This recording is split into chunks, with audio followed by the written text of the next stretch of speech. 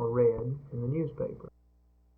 Personally, I think a 5% proposal at this time is an insult to the intelligence of the city employee and also to the bellies of their children.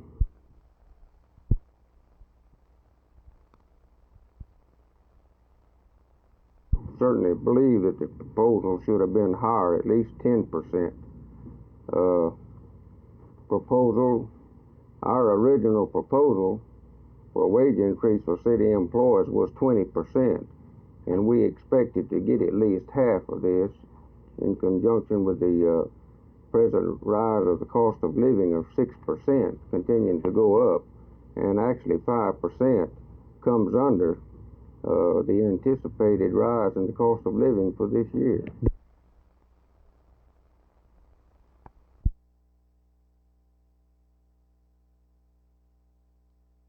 We have been advised by attorneys that Mr. Benson has acted in violation of state laws and refusing to certify funds as being available and refusing to obey a court order of the Tarrant County Commissioner's Court. Mr. Thompson, where would these funds come from? From the sale of Turnpike Stadium, which was an amount of $710,000. Funds are also available in road and bridge funds.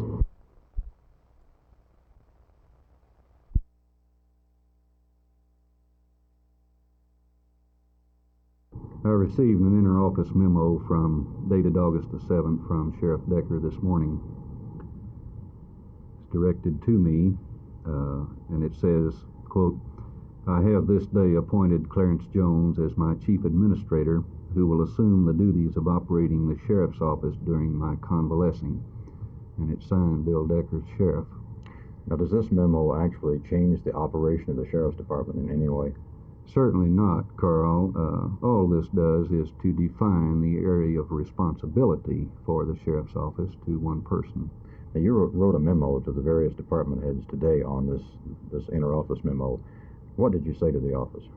Well, realizing full well that Bill Decker is the sheriff and that he is temporarily out of the office, I merely called it to their attention that the operation of the Dallas County Sheriff's Department, my feelings were that to the end the citizens of Dallas County must continue to receive and will receive the service, the good service that they've grown to expect in all these many years.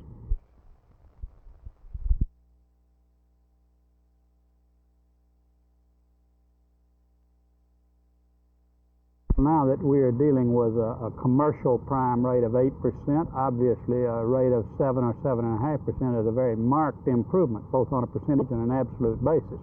We have already seen some considerable improvement in the rates on government securities. They're selling at the present time a full percentage point below the historic highs which they've had within the past year. The mortgage rate is a longer-term rate with more structural frictions built in. It changes more slowly and is not apt to be as responsive in the short term. But I think, again, the tendency will be towards some slight, moderate abatement in interest rates generally, and it will gradually permeate the entire capital field. But I would not foresee low rates for a number of years, for the reasons I've already given, which is that the principal reason being that we do have more needs for capital today in our economy than ever before, and the supply-demand factor during the next few years is likely to maintain a firm and fairly high structure of interest rates generally.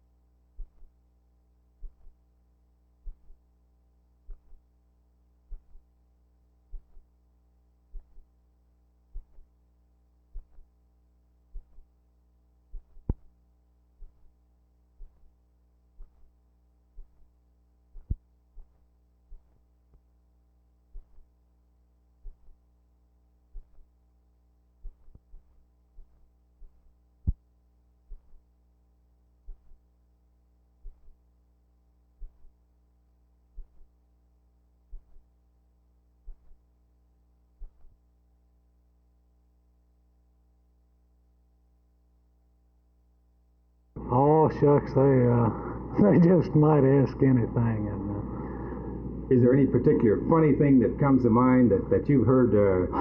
Well, the number one thing is how do these astronauts go to the restroom?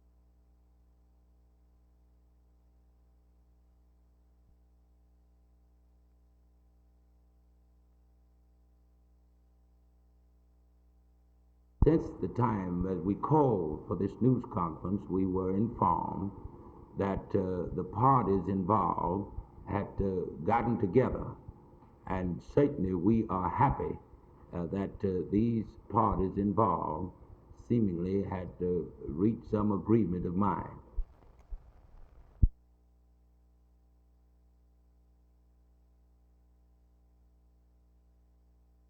Mrs. Dahl, what's the most unusual case that you've handled?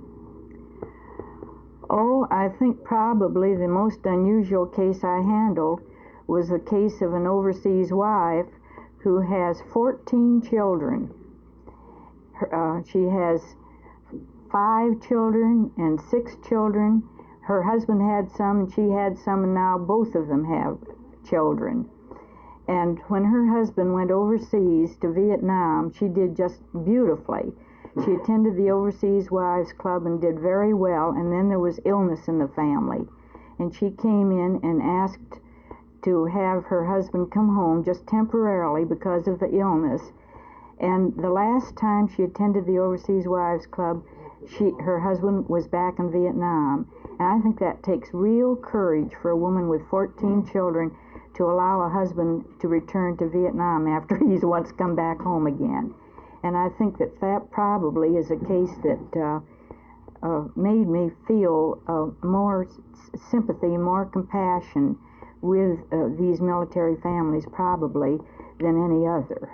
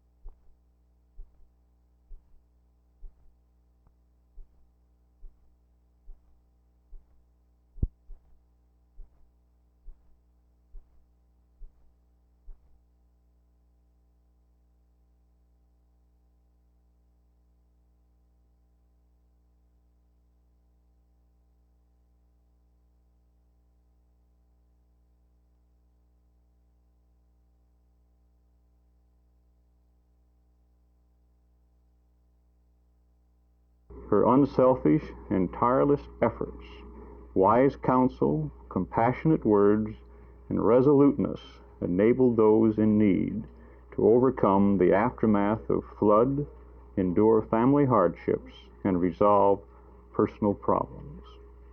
Her 22 years of service have been in the best tradition of the American Red Cross and manifest great personal courage and devotion to her fellow men.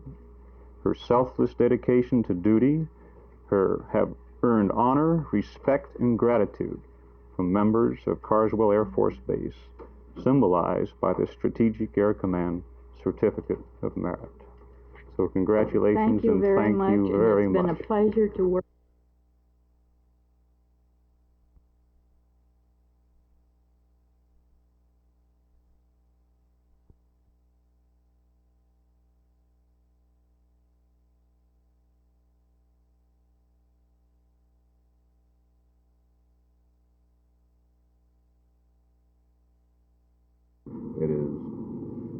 not up to me to decide whether the employees need a raise. That's not the question involved at all.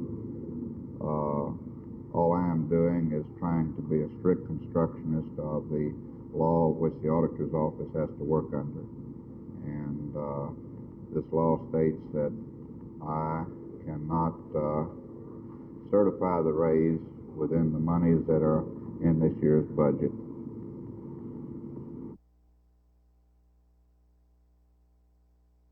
It was not stated to me.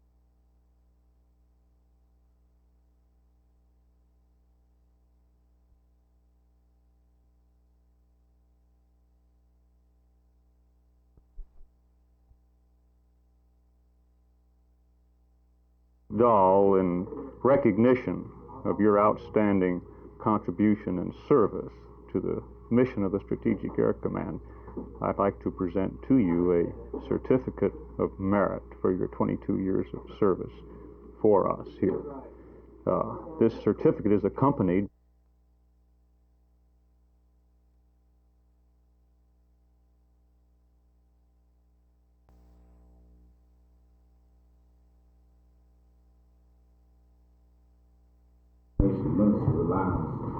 At this point, we called a news conference, predicated upon what was happening in our community. You see. But since the time that the news conference called, there has been some other arrangement taken that would, we feel, that could add to the community solidarity. Now, you said, now run that through so I can get that down. What, since the time? Since the time we stated for the news conference, there have been new developments and community cooperation along with CLC. They are in on the discussions to some extent. CLC was the hit. Well, you called the news conference to speak about the activities of the SCLC? The news conference was called to speak on the interdenominational alliance position. But since the development has come up, the interdenominational alliance agrees with what has happened. Would you be willing to just say, for our benefit, for the camera, that you called the news conference for the purpose of giving your views in relation to the matter, and since that time, apparently an agreement has been reached between the parties who were. Yes. I would say that I have to be. And you're happy or glad or whatever you happen to Well, why don't you just sit down and do that? I'm from there. Well, what, now you know what you need to say. You just said it when you walked in the room. In other words, we called a news conference this afternoon in hopes of settling this, and in the meantime, it has been settled.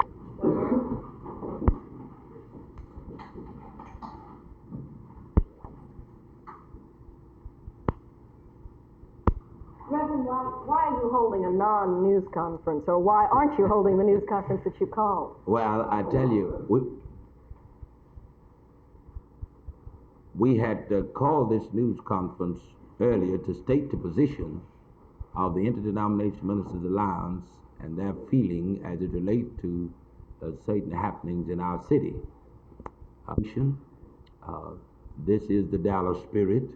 And all of us who are in Dallas believe that all differences and grievances can be worked out in a peaceful way.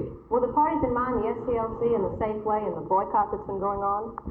I believe so. I believe that they were probably primary parties involved, and we are thankful and we are happy, we're elated that these parties seemingly have come to some agreement, and the city is on the march again. Do you have any information as to what type of agreement has been reached? No, not at this time.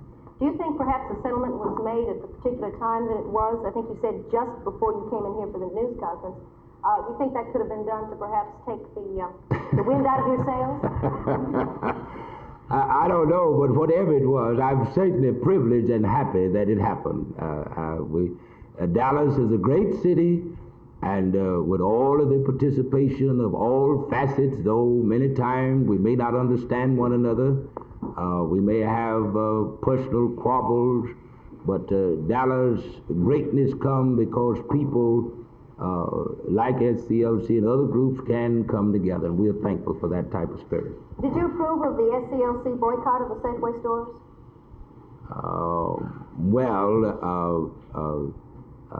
I think that would be old hash at this point. It was rumored that you had called a press conference to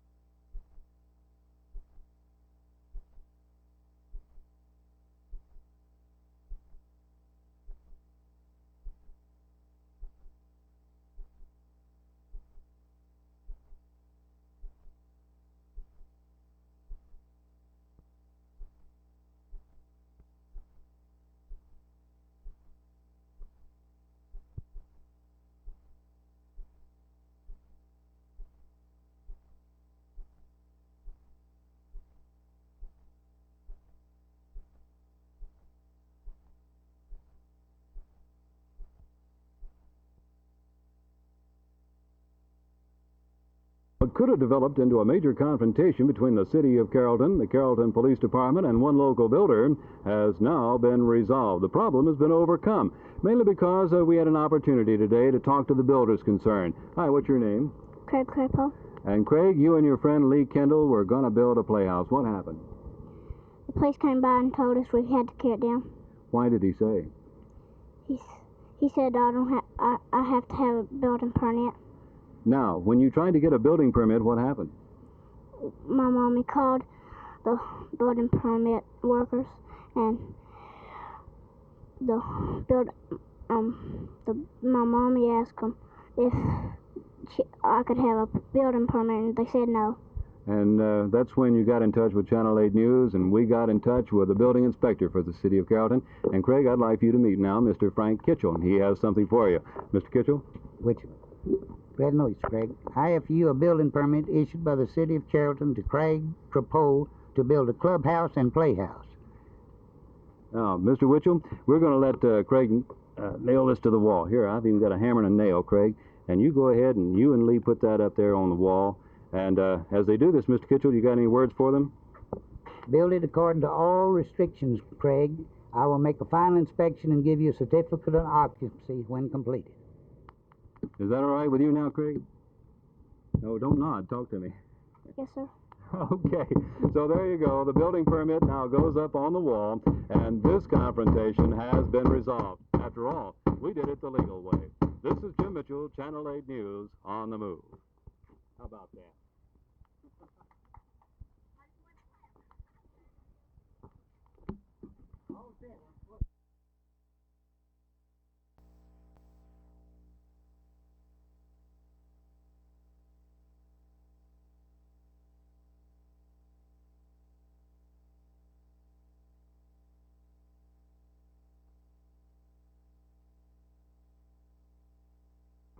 We have waited a considerable length of time, and although much work is being done, there is still difficulty on a day-to-day basis of using the telephone. So in the latter part of 1969, the council again reviewed the situation and decided that we really were not competent to analyze the telephone system and situation in our city, and that we needed someone with more expertise in the field to advise us as to where we did stand and where we didn't. Consequently, the city retained a firm of consultants who are experienced in this field to come in and make an on-site analysis and evaluation of the system as it is presently being operated.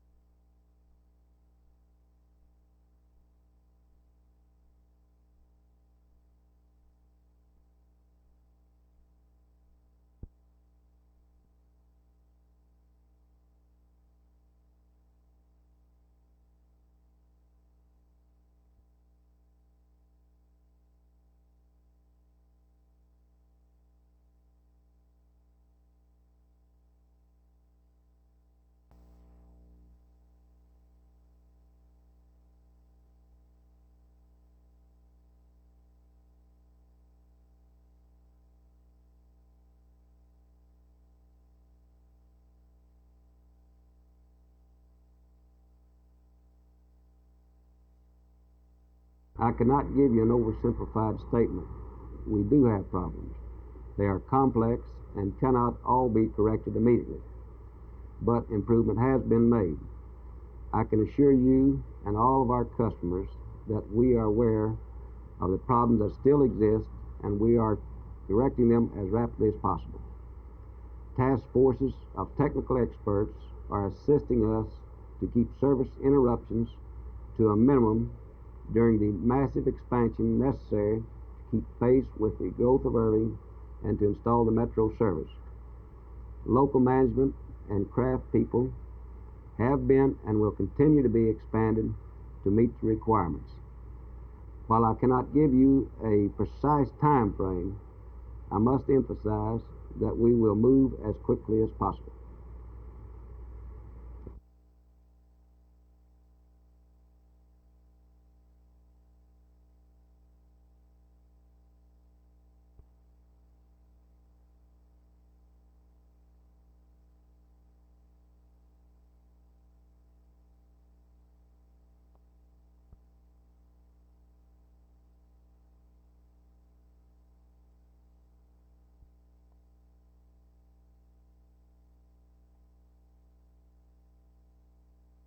Specifically, this press conference has been called to initiate a legal defense fund drive for City Councilman Price.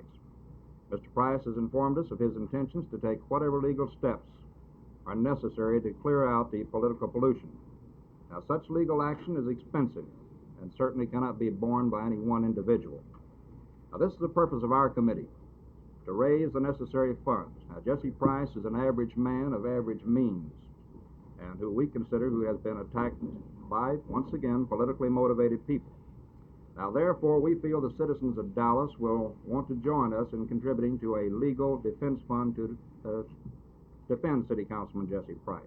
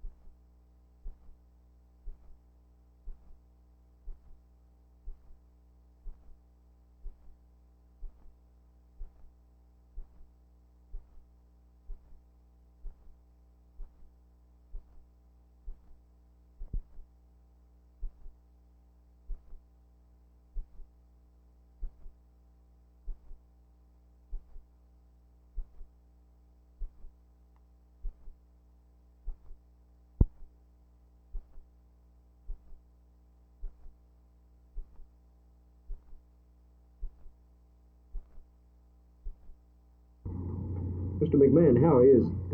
Hold it. Let's see something here. Okay, you ready? Yeah. Start. Mr. McMahon, how large is the budget for the year 1970-71? The total operating budget for the 1970-71 fiscal year is $61,739,616. This is an increase of slightly over $8 million from the current year's budget. How does this compare to budgets in the past as far as the amount of dollars involved? Well, of course, this is the highest budget that has been submitted to the city. That I don't think should hardly be surprising, since you do have population growth and the impact of inflation on the dollars that the city must spend, and this tends, of course, and has tended to increase our costs. Since this is the largest budget ever in Fort Worth history, does this mean that we'll have a tax rate this year increase of our economy at this time? Is there any possibility that maybe these projections will not hold up, and what will happen if we don't have the projected income that we're looking to? Well, there is that possibility. We think that we projected revenues relatively conservatively based on what we know about economic trends at the present time. However, if the trend should continue sharply downward, then I think we would find in some instances that the projected total revenues in the budget would not be met. This would require an adjustment in some expenditure plans during the course of the year. We might find ourselves in a position where we would have to hold position vacancies and not replace employees who either retire or terminate for various reasons. On a percentage basis, what are we spending most of our money for this next year? Well, I think by far the biggest expenditure in the general fund is in the protection of life and property. And of course, the general fund is the largest fund of the total city budget. That percentage, if I can check here, Art, is